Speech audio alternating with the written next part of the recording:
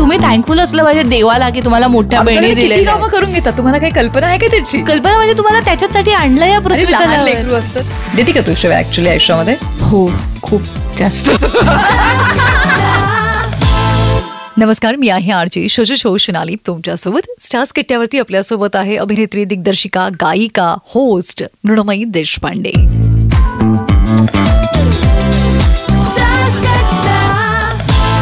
अभिनेत्रीसाठी किती गरजेचं आहे की आजच्या ह्या ग्लॅमरस वर्ल्डमध्ये स्वतःला नेहमी मेंटेन ठेवणं? ऑब्व्हियसली. मेंटेन कशा अर्थाने म्हणते मी म्हणते जाड बारीक सुद्धा तुम्ही सोडून द्या, कारण ते सुद्धा ते ना त्या वयाचं आहे. तुम्ही हेल्दी राहा, तुमची स्किन चांगली राहिली पाहिजे, तुम्ही तुमच्या चेहऱ्यावरती आनंद दिसला पाहिजे.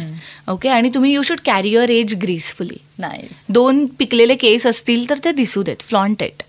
तुमचं वय वाढतं आहे आणि तुम्ही नेचरच्या अगेन्स्ट, लॉच्या अगेन्स्ट नाही जाऊ शकत, कोणीही नाही जाऊ शकत. Just love your self. आणि या गोष्टी नका पोचून देऊ तुमच्यापर्यंत. कोण काय बोलतंय, तुमच्या दिसण्याबद्दल काय बोलतंय. तू जाड झाली आहेस, हो मी जाड झाली आहे. तू बारीक झाली आहे, हो मी बारीक झाली आहे. तू किती छान मेंटेन ठेवलंय, हो मी कष्ट करते. हे सगळं खूप इम्पॉर्टंट आहे. त्याच्यामुळे या गोष्टी माझ्यापर्यंत पोहोचतच नाहीत की मेकअप करून राहते. मी खूप गबाळी पण जाते, मी खूप छान पण जाते, मी सगळंच वागते, मी सगळीच राहते. So it's okay. खूप गोड. आणि सिस्टर बॉन्ड तुमचा जो आहे तो खूप फेमस आहे. तुम्ही दोघी बहिणी आल्यात की तुम्ही सगळं जे सोशल मीडिया आहे ते हादरवून टाकतात. तुम्ही म्हणजे कुठलाही असा तुमचा व्हिडिओ आहे जो व्हायरल होत नाही असं होत नाही. आणि कितीतरी जणींसाठी तुम्ही इन्स्पिरेशन पण आहात, राईट? ज्या घरात दोघीच बहिणी आहेत. म्हणजे मी तुला म्हटलं माझी पण मोठी ताई आहे आणि आम्ही दोघी आहोत. हो. पण तुमची क्यूट गोष्टी आहेत ना, त्या इतक्या भारी वाटतात. भांडणं असू देत, नोकझोक असू देत, एकमेकींना सांभाळून घेणं असू देत, एकमेकींसोबत पुढे जाणं असू देत, एकमेकींसोबत गाणं असू देत, हे फार गोड आहे. थँक्यू. आय थिंक तो आहे बॉन्ड आमच्यामध्ये. म्हणजे तो लहानपणीपासून गौतमी शेपूटच होती माझी. ते आत्ता लग्न झाल्यानंतर तिला म्हणजे शेवटी एका पॉईंटला असं झालं, मी गौतमीला ओरडून म्हणले की गौते ह्या आता गोष्टींसाठी मला फोन नाही करायचा. ती अगं शॉपिंग करताना सुद्धा मी आता काहीतरी मीटिंगमध्ये ताई म्हटलं 5 ऑप्शन पाठवले, त्यातलं कुठलं म्हटलं गौतमी नाही, टेक युअर डिसिजन्स प्लीज. आता मला तू नको विचारूस की होऊ शकत नाही, होऊ शकत. पण म्हणजे तो आहे, पण तो प्रत्येकीचा बॉन्ड असतो. आमच्यात काय आम्ही धमाल करतो, कारण मी खूपच राक्षस आहे या बाबतीमध्ये. आणि मी तुला मोठ्या बहिणी म्हणजे तुम्ही तुला मध्ये एका रीलवरती हे पण केलं होतं की काय काय करायला लावतात मोठ्या बहिणी आणि लहान बहिणींना करावं लागतं. तुम्हाला जन्माला कशाला घालतात? म्हणजे आमची खेळणी म्हणून. हॅलो, हिला कोणीतरी हवं, कम ऑन, जा विचार तुझ्या आई बाबांना का आलीस तू या जगामध्ये. हिला कोणीतरी हवं, जी मोठी असते तिला खेळायला कोणीतरी हवं. हे आहे, हा अपराध आहे, हा गुन्हा आहे. ह्याच्यात काहीच गुन्हा नाहीये. उलट तुम्ही थँकफुल असलं पाहिजे देवाला की तुम्हाला मोठ्या बहिणी दिल्या. कामं करून घेतात, तुम्हाला काही कल्पना आहे का त्याची? कल्पना म्हणजे तुम्हाला त्याच्यासाठी आणलं या पृथ्वीला. लेकरू असतं, लहान मोठ्या बहिणींनी समजून घ्यायचं, तुम्ही समजून घेतो ना आणि म्हणून कामाला लावताय. ऑफकोर्स यार, तुम्ही का जन्माला आलात असं वाटतं. पाठीवरती लिहायचं आणि मग ओळखायचा तो गेम तुम्ही पण खेळलाय ना? सगळं खेळलं. की काही माझी डांबरेट असायची, मी राईट सांगितलं तरी म्हणायची चुकलंय कारण परत करायला मिळायचं.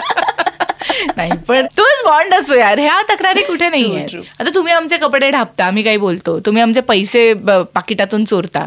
ओवाळणी सगळी गौतमी ढापायची. हो. अरे गौतमीने किती पैसे चोरले असतील अगं माझ्या लाईफमध्ये. काय बोलतेस? काही प्रश्नच येत नाही. तू लपून रॅन्डम मी तिला 1-2दा माझ्या पर्समधून पैसे काढताना पकडलेला आहे. रॅन्डमली मी पकडलेला. आणि तिची रिॲक्शन काय नाही, ती निर्लज्जासारखी तरीही घ्यायची अगं. हा मग मी नाही घेणार तर कोण घेणार वगैरे अशी उत्तरं असायची. आणि अगं गौतमी घरीच जाऊ देत नाही मला. माझ्या मुंबईला गेली की ताई तू इकडेच ये राहायला. अगं गौत्या मी आठवडाभर आहे, नाही तू इकडेच आहे. अगं पण माझं पवई साईडला काम आहे. हां पण मग तू सकाळी उठ आणि पवईला जा आणि मग रात्री. ते मला सोडतच नाही त्यांच्या घरात ना. त्यामुळे ते आमच्या तिघांचं सुद्धा खूप छान इक्वेशन आहे. टचवूड रात्र आमच्या चौघांचं, मी स्वप्नील सानंद आणि गौतम. येस खरंच ते बघतो पण आम्ही. आणि अजून तुमच्या आयुष्यामध्ये कोणीतरी आहे ते खूप जीव लावतं तुम्हाला.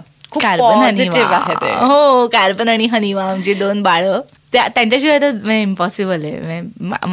मी घराबाहेर असले की 24 तास माझ्या डोळ्यांसमोर कार्बनचा आणि हनिवाचा नाही एवढा. म्हणजे एखादा प्रसंग सांगू शकते. म्हणजे मला नेहमी ही वाईब खूप येते की त्यांना सगळं कळत असतं आपल्यासोबत काय चाललंय, आपले मूड काय चालू आहेत, आपले होणारे मूड स्विंग्स, आणि तेव्हा ते बरोबर आपल्याला तिकडे अटेन्शन मागत असतात तेव्हा.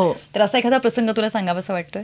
आत्ता मध्यंतरी अगं कधीतरी मला 1-2-3 महिन्यांपूर्वी मला जाम ताप आला. एकच रात्र मला ताप येऊन गेला. पण आणि स्वप्नीलचं दुसऱ्या दिवशी काम होतं. सो मी स्वप्नीलला म्हटलं की स्वप्नील मला ताप आलाय, पण तू आता येऊ नकोस, म्हणजे मी दुसऱ्या खोलीत जाऊन झोपते, कारण एकत्र नको, एका खोलीमध्ये नको झोपायला, तुला उद्या तुला काही लागलं तर वाट लागेल म्हणजे. आणि मला खूप त्रास होत होता, पण मी त्याला अंग दुखत होतं वगैरे वगैरे, आणि मग मी दुसऱ्या खोलीमध्ये येऊन झोपले. तर कार्बन आमच्याबरोबर आमच्या खोलीमध्येच असतो, पण त्याला ते कळलं बहुतेक की मला बरं नाही आहे. तो कधीच बेडवर येऊन रात्रभर झोपत नाही. ओके, त्या वेळेला जेव्हा मला ताप आला होता ना, तो त्या बेडवर आला, तो माझ्या कुशीत शिरून झोपला. त्याला अजिबात आवडत नाही कुशीत शिरून झोपायला वगैरे, पण तो होता, तो थ्रू आऊट माझ्याबरोबर होता. ते काय पुढच्या दुसऱ्या दिवशीच्या दुपारपर्यंत he was around, constantly he was around. तरी त्यांना कळतं ग काय म्हणजे आता किती गोड. किंवा त्याला हेही माहिती आहे की मी त्याला कधी घेऊन जाणार आहे घरातून बाहेर, तेव्हा तो बरोबर तयार असतो. नाहीतर आता मी घरातून बाहेर निघाले तेव्हा त्याची सोफ्यावरती एक अशी उदास होऊन बसण्याची जागा आहे, तर तिकडे बसून तो असा एक लुक देतो, असा बघत असतो की ओके फाईन, तू चालली आहेस, ठीक आहे. लवली. आणि आता खरं तर तुझा सिनेमा जो येतोय एक राधा एक मीरा, त्याच्याबद्दल चर्चा खूप व्हायला लागली आहे. त्यातली गाणी अतिशय गोड आहे. किती छान वाटतं ना की आपण ज्या चित्रपटात आहोत त्यातली जी गाणी आहे ती इतकी लोकांना आवडतात, आणि त्या गाण्यांचे शब्द, त्या गाण्यासाठी मिळालेला आवाज आणि त्या गाण्याचं कंपोजिशन, हे तिन्ही गोष्टी जुळून येतात. हो, मला पण माझी खूप लाडकी गाणी आहेत. मला आठवतंय जेव्हा शूटला जाण्याच्या आधी आम्ही सरांनी गाणी ऐकवली होती, तेव्हा 2 गाण्यांबद्दल मी सरांना विचारलं होतं, सर अंतरीचा आणि जरा जरा मी झुरते. सर होतं, सर ही 2 गाणी कोणावर आहेत, ही 2 गाणी कोणावर फिल्म करणार आहात तुम्ही? तर ते म्हणले होते ती तुझ्यावर आहेत. आणि मी इतकी नाचले होते कारण माझी 2 सगळ्यात लाडकी गाणी आहेत या अल्बममधली, आणि दोन्ही गाणी माझ्यावरती म्हणजे चित्रपटामध्ये माझ्यावरती चित्रित आहेत. आत्ता ऑब्व्हियसली आमच्या सगळ्यांचे शॉर्ट्स आहेत तिकडे. तर आणि विशाल ची ही पहिली फिल्म आहे, म्हणजे मांजरेकरांनी त्याला ब्रेक दिला आहे. आणि मला आठवतं आहे की तो गिटार घेऊन आमच्या सेटवरती गाणी ऐकवायला यायचा आणि वगैरे वगैरे वगैरे. आणि आज Vishal Mishra is a big name, म्हणजे huge name. So I think ह्या मेमरीज असतात, आणि हे लक्षात राहतं की आपली सुरुवात कुठून झाली होती, कशी झाली होती, आणि आज ती सगळी मंडळी इतकं छान काम करताना बघून मजाच येते. आणि अप्रतिमच आहे, हा अल्बम खूप छान आहे. किती गोड आहे. एखादं छानसं गाणं, हे गाणं ऐकलं ना की मी जरा मला एनर्जी मिळते आणि मी पुढे. असं नाहीये माझं कुठलं गाणं, टू बी व्हेरी ऑनेस्ट. मी काही तोंडात बसतं, म्हणजे मध्यंतरी माझ्या तोंडात वाटाण्याचा गोलदाणा पण बसला होता. म्हणजे आणखीन काय असू शकतं. मी आणि स्वप्नील वाटाण्याचा गोलदाणा निवडू नको हेच गात 2-3 दिवस फिरू. शेवटी आमच्यात भांडण झालं की तू तरी थांब, नाही तर मी तरी थांबते. कारण एकाने कोणीतरी सुरू केलं की ते दिवसभर वाटाण्याचा करत आपण नाचतोय. तर हे माझ्याबरोबर गाण्याच्या बाबतीत काहीही होऊ शकतं. एक गाणं अडकलं की अडकलं असं होतं. ओके, पण एखादं गाणं जे तुझं ऑल टाइम फेवरेट आहे? ना तुम हमें जानो ना हम तुम्हें जाने, मगर लगता है कुछ ऐसा मेरा हमदम मिल गया. हे मला आवडतं गाणं. किती गोड, किती गोड. बरं मला सांग की जेव्हा एकदा रेडिओ सिटी मराठीवरनं इंस्टाग्रामवरतून एक पोस्ट झाली होती आणि त्याच्यामध्ये चुकून तुझ्या फोटोला सोनालीचं नाव दिलं गेलं होतं, आणि आम्ही दोघींनी खाली खूप त्याच्यावर चर्चा केली होती. काय होती? कारण आम्ही एकत्र होतो तेव्हा. मला दोघींचे मेसेजेस आले इन्स्टावरती, फटाफट हे बघ काय झालंय. तर तुम्ही ती डिलीट केलीत पण पोस्ट, याला काय अर्थ आहे? डिलीट नाही केली, रिएडिट केली. आमचं एवढं सगळं कॉन्व्हर्सेशन फुकट गेलं ना त्याच्यावर. मला सांग की नावावरतून कधी गोंधळ झालेला आहे का? जसं माझ्या टीमनी केला होता तसं तुझ्या बाबतीत इतर कधी कुठे काही झालंय का नावावरनं होणारा गोंधळ? हो, बऱ्याचदा. मृवरून सुरू होणाऱ्या सगळ्या नावांना आता मी ओ द्यायला शिकलीये. मृणालिनी, मृणाल, मृगनयनी, काहीही म्हणतात मला. मृण्मयी सोडून मला काहीही म्हणतात. त्यामुळे मृ हे अक्षर ऐकू आलं की मी ओ देते आणि म्हणते हो तीच मी. आता सिनेमाबद्दल जेव्हा आपण विचार करतोय तेव्हा गश्मीर तू आणि यामध्ये सुरभी आहात आणि महेश सरांचं दिग्दर्शन आहे. त्यामुळे महेश सरांचा स्वभाव आपल्याला माहिती आहे. म्हणजे मी त्यांच्याबद्दल जे ऐकलं की ते स्क्रिप्ट वगैरे देत नाही आहे, ऑन सेट त्या गोष्टी सगळ्या सांगत असतात की असं असं आहे सीन वगैरे. तर त्या वर्किंग स्टाईलबद्दल तुझा काय एक्सपिरियन्स आहे? मला ज्या लोकांबरोबर काम करायला प्रचंड मजा येते त्यातलं मुख्य नाव म्हणजे महेश मांजरेकर हे आहे. मला त्यांच्याबरोबर काम करताना डोकंच म्हणजे चालवायलाच लागत नाही. एकतर ते टेक्निकली कमाल आहेत, म्हणजे की मोठा माणूस का आहे ते त्यांच्या आत्तापर्यंतच्या बॉडी ऑफ वर्कमधून आपल्याला कळतंच. दुसरी महत्त्वाची गोष्ट म्हणजे ते ॲक्टर म्हणून अफलातून आहेत. त्यामुळे ते जेव्हा सीन नरेट करत असतात ना, तेव्हा जर का त्यांना नीट ऑब्झर्व केलं तर तुम्हाला कळलेलं असतं की तुम्हाला सीन कसा करायचा आहे. ते त्यामुळे ना, आणि ते जेव्हा चिडतात बिडतात ना, तेव्हा मला मजा येते, कारण मला माहिती आहे की ते काही खरे चिडत नसतात, किंवा त्यांचा असा क्षणिक राग असतो, तो दुसऱ्या सेकंदाला मावळतो सुद्धा. मला ह्याच्यात जास्त मजा येते जेव्हा ते चिडून कोणाला तरी बोलतात आणि नंतर तो माणूस घाबरून काम नाही करू शकत, तेव्हा मला खूप हसू येतं. सर माझ्यावर जरी चिडले तरी सुद्धा मी ते सोडून उत्तम काम करून पुढे जाते. आणि त्यामुळे त्यांच्या त्या रागाच्या बाबतीमध्ये जर का बाकीच्यांना अनुभव नसेल ना चिडून त्यांच्या बोलण्याचा, तर मग मी खूपच एन्जॉय करते. तो बिचारा असा तंतरलेला असतो माणूस आणि त्याला कामच करता येत नाही. हो, त्यांना सर सांगतात मग नंतर जाऊन. काश्मीरच्या बाबतीत काम करताना काय सांगशील की अतिशय स्पष्ट वक्ता, रोखठोक, वास्तववादी माणूस आहे? हो, प्रचंड. आम्ही खूप भांडलो आहे ग सेटवर, त्यामुळे त्याच्याबरोबर आता मी पुढचा एखादा सिनेमा करीन तेव्हा त्याच्यानंतर मी उत्तर देईन. भांडणं कशानं व्हायची? कशाहीवरनं भांडलं आम्ही बघितलंच नाही एकमेकांकडे. अख्खा सिनेमा आम्ही एकमेकांकडे पाहिला नाहीये. इतके आमचे काहीतरी आम्ही क्लिकच नाही झालो एकमेकांना. आणि शेवटच्या दिवशी आम्ही असे क्लिक झालो की त्याच्यानंतर काश्मीर बिकेम माय फॅमिली. म्हणजे आज काश्मीरच्या घराची किल्ली आहे माझ्याकडे. तू हे मुन्ना तुझं घर आहे, तू इथे येऊन राहा, आम्ही असलो नसलो तरी एक किल्ली माझ्याकडे. कोण देतं अशी? Gauri became my family. They are my family. माझ्या आयुष्यातली सगळी सिक्रेट्स त्यांना माहिती आहेत. मी त्यांच्यापाशी जाऊन रडली आहे, हसली आहे, व्हॉट नॉट. म्हणजे मी थेरपी येते माझे काश्मीर आणि गौरी. इतके आम्ही कनेक्ट झालो आणि आम्ही इतके काय म्हणूया, ती मैत्री इतकी प्युअर आणि ट्रान्सपरंट झाली की काय आवडतं काय आवडत नाही हे आपण जे मगाशी बोललो ना की इतक्या स्पष्टपणे आपण एकमेकांचे बोलू शकू असे मित्र पाहिजेत. सो काश्मीर आणि आम्ही एकमेकांचे तसे मित्र आहोत.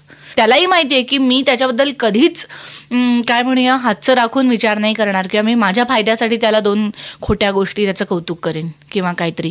आणि वाईस वर्सा मला माहिती आहे की Kashmir will always be there for me, no matter what. मी उद्या 2 खून करून गेले तरी सुद्धा काश्मीर मला म्हणेल मुन्ना बस आपण बोलू. मला माहिती आहे तू काहीतरी कारण असेल त्याच्या मागे, मला ते कारण सांग म्हणून. एवढा विश्वास? अरे प्रचंड. मी खूपच घट्ट मित्र बनलो. मैत्रीमध्ये ऍक्च्युली हेच महत्वाचं आहे ना. मला असं वाटतं की आपण म्हणूयात ना की ती मैत्री घट्ट कधी होते? विश्वासावरती आणि आपल्याला काय चुकतंय काय बरोबर आहे हे रोखठोकपणे सांगणाऱ्या गोष्टींमुळे. करेक्ट. खोटं बोलून ती मैत्री नाही टिकू शकत. कुठलीच मैत्री नाही. मैत्रीमध्ये पहिला रूल इज नातंच टिकू शकत नाही. तुम्ही you have to be extremely म्हणजे ट्रान्सपरंट विथ इच अदर. त्याशिवाय तुम्ही नाही ना मित्रमैत्रिणी बनवू शकता ना नवरा बायको ना. म्हणजे ते नातं किंवा जे तुमच्या त्या सर्कलमध्येच नाही त्यांच्याशी बोला, खोटं काही फरक नाही पडत. काय हो किती छान, मस्त, खूपच छान वाटलं मला. बोला काही काय त्यांनाही माहिती आहे की तुम्ही खोटं बोलताय, तुम्हालाही माहिती आहे तुम्ही खोटं बोलताय. So forget it. कारण ते काही मॅटर नाही करत तुमच्या लाईफमध्ये. मग का हर्ट करा एखाद्याला असाही विचार करतो आपण कधी. नाही मला एखादी तुझी गोष्ट, पण मी का तुला त्यावेळेला सांगू? तू माझी कोणीच नाहीयेस, खरंच तू माझी कोणीच नाहीये. सो माईट ॲज वेल तू कौतुकच कर किंवा काही बोलूच नको. काहीतरी बोलण्यापेक्षा प्रतिक्रिया न देणं पण योग्य. वेल, पण तुझ्याशी असंच सतत बोलावंसं वाटतं आणि ह्या गप्पा संपूच नाही असंच वाटत असतं मला. त्यामुळे मी तुला पुन्हा माझ्या स्टुडिओमध्ये येण्याची विनंती करेल. डेफिनेटली. तुला जाणून घेणं, तुला ऐकणं हा एक खरंच खूप सुंदर अनुभव असतो. मला पण आवडेल. स्टुडिओमध्ये पण भेटू, पण त्याच्या आधी फेब्रुवारीला आमचा एक राधा एक मीरा हा सिनेमा रिलीज होतोय. त्या सिनेमाच्या निमित्ताने थिएटरमध्ये पहिल्यांदा भेटू. मला हवंय की तू सिनेमा बघावास. आणि काय म्हणूया, it's a commercial film, love story आहे. जसं आपण दिल तो पागल है होता किंवा त्या स्केलची ग्रँड लव्ह स्टोरी आहे. किती मस्त. आणि मी याच्यामध्ये तुझी एक शिवी पण एन्जॉय केली ट्रेलरमध्ये. देते का तू शिवी ऍक्च्युली आयुष्यामध्ये? हो, खूप जास्त. खूप आहे यार, मी देते शिव्या. मी काय मान्य असं लोकांना नाही, पण जे मला पण शिव्या जी आहे त्याच्यामध्ये बीप टाकावी लागते की बिना बीपच्या असतात? सोड ना, कशाला खोलात जायचं. लोकांसमोर तर मी शिव्या देणार नाहीये, त्यामुळे त्यांना बीप शिकवल्या शिव्या तुला? अरे जगानी. SP कॉलेजमध्ये माझं अख्खं टीवायचं वर्ष लीड केलेलं आहे. मी नाटकं बसवलेली आहेत, मी लोकांकडून कामं करून घेतलेली आहे. तुला असं वाटतं शिव्या न देता होतं या क्षेत्रामध्ये? तुम्हाला 2 शिव्या यायलाच पाहिजेत. कधी असं झालं पहिल्यांदा एखादी अशी भयंकर शिवी दिली गेली आणि तेव्हा आई बाबा आपल्या आजूबाजूला होते? माझ्या बाबतीमध्ये असं झालं की अनफॉर्च्युनेटली माझी एक शिवी, माझी आई खूपच इनोसंट होती आणि आम्ही काही शिव्या इन्व्हेंट केल्या होत्या आणि आईला असं वाटलं होतं की ती शिवी नाही आहे आणि म्हणून तिने तिच्या नातेवाईकांसमोर ते काही शब्द वापरले. तिथे मी आणि गौतमी असं आलं होतं की आई तू काय वेडी आहेस का, तू काय बोलतीयस? आई म्हणली अगं तुम्ही पण बोलता ना घरात. ही शिवी आहे, ही शिवी आहे, हे नसतं, हे नाही वापरायचंस तू, असं झालं होतं.